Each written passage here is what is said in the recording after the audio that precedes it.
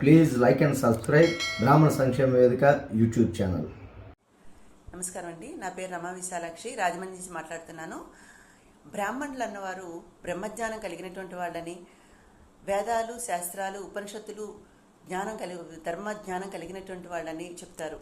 So అదేవిధంగా వారసత్వంగా ఇప్పటికి కూడా అనేక మంది వేదపట్నం చేసేవాళ్ళు, దేవాలయాల పూజారులుగా ఉంటున్న వాళ్ళు, పౌరోహిత్యం చేస్తున్న వాళ్ళు ఉన్నారు.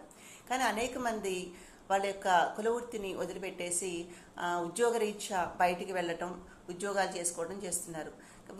ఉద్యోగాలు చేసుకోవడం తప్పు కాదు, అయినప్పటికీ కూడా బ్రాహ్మణులుగా ఉన్నప్పుడు వాళ్ళకి సంబంధించినటువంటి ఏదైతే ఉందో మనం పాటించే ఏవైతే ఉన్నాయో వాటిని మన నెక్స్ట్ జనరేషన్ కూడా మనం తెలియజేయాలి. ఫస్ట్ బ్రాహ్మణులు అన్న వెంటనే గుర్తుకొచ్చేది ఉపనయనం, సంధ్యావందనం,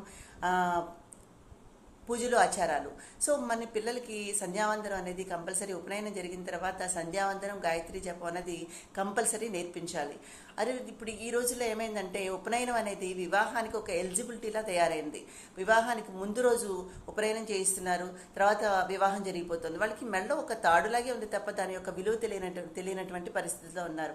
అలా కాకుండా వాళ్ళకి ఆ పంచి కట్టుకోవటం, చిన్నప్పటి నుంచి పూజలు చేసుకోవటం రావాలి. ఎంత పెద్ద పొజిషన్లో ఉన్నప్పుడు ప్రైమ్ మినిస్టర్ అయినా ప్రెసిడెంట్ అయినప్పటికీ కూడా తన ఇంట్లో పూజను చేసుకోగలిగినటువంటి జ్ఞానం వాళ్ళకి తెలిసేసి ఉండాలి. అప్పుడే బ్రాహ్మణత్వం యొక్క విలువ ఉంటుంది. బ్రాహ్మణత్వం అనేది శ్రీకృష్ణ భగవానుడు భగవద్గీతలో చెప్పినట్టుగా పుట్టుకతో వచ్చేది కాదు, అది వాళ్ళ యొక్క వృత్తులను బట్టి ఇస్తారు. అనేక మంది నాన్ బ్రాహ్మిన్స్లు కూడా చాలామంది తెల్లవారుజామున లేచి విభూతి పెట్టుకుని దేవాలయాలకు వెళ్ళి పూజలు వ్రతాలు చేస్తూ ఆచారం ఒక బ్రాహ్మణుడు ఏ విధంగా ఉంటాడో ఆ విధంగా ఉండేటువంటి వాళ్ళు కూడా చాలామంది ఉన్నారు. సో ఈ రోజుల్లో బ్రాహ్మణులు కూడా చాలామంది వాళ్ళ యొక్క పద్ధతులను వదిలిపెట్టేసి వాళ్ళు ఆచరించట్లేదు, వాళ్ళ నెక్స్ట్ జనరేషన్ కూడా ఆచరింపచేయట్లేదు. ఈ రోజుల్లో ఆడపిల్లలు కూడా ఏంటంటే ఉద్యోగాలు చేసుకుని నెలకు ₹1,00,000 సంపాదించుకుంటూ పౌరోహిత్యం చేసే వాళ్ళని వివాహం చేసుకోవడానికి ఇష్టపడట్లేదు, అసలు పంచి కట్టుకోవడానికి ఇష్టపడట్లేదు. ఈ పంచి కట్టుకునేది మన సంప్రదాయం, గర్వంగా చెప్పుకోవాలి. ఒక బ్రాహ్మణుడు పంచి కట్టుకునేది మన పద్ధతి అనేది గర్వంగా చేసుకోవాలి. అది ఒక అవమానంగా భావించినటువంటి పరిస్థితి పిల్లలకు మనం కల్పించకూడదు.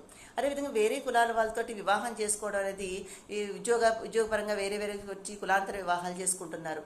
కులాంతర వివాహం చేసుకోవడం వల్ల ఏంటంటే వేరే కులాల వాళ్ళందరి యొక్క వాళ్ళ యొక్క పద్ధతులు ఒక విధంగా ఉంటాయి. ఇక్కడ బ్రాహ్మణుల దగ్గరకు వచ్చేసరికి ఏంటంటే వాళ్ళ ఆచారాలు, అలవాట్లు, అలాగే ఆహారపు అలవాట్లు, పద్ధతులు కూడా చాలా తేడాగా ఉంటాయి.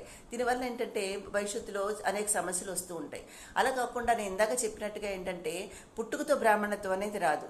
అదేవిధంగా వాళ్ళు ఒక బ్రాహ్మణు కుటుంబంలో వ్యక్తులు ఏ విధంగా ఉంటారో అలా ఉండేటువంటి వాళ్ళు కూడా చాలామంది వేరే కులాల వల్ల ఉన్నారు. సో అలాంటి వాళ్ళని చేసుకోవటం వల్ల మనకి వచ్చేటువంటి సమస్య ఏం లేదు. కులాంతరం అనేది కాదు ఇంపార్టెంట్. ఆ కులం అనేది ఏంటంటే మనం పుట్టుకతో వచ్చేది కాదు, మనం చేసేటువంటి వృత్తుల వల్ల అనేది. అది మనం ఆచారపరంగా వచ్చిన మనం ఆచరించినప్పుడు మనం ఏ కులంలో పుట్టామన్నది కూడా కాదు. సో మన బ్రాహ్మణ కులంలో పుట్టినందుకు వాటి యొక్క ఆచారాలు, సంప్రదాయాలు మనం ఆచరించి నెక్స్ట్ జనరేషన్కి ఇవ్వాలి.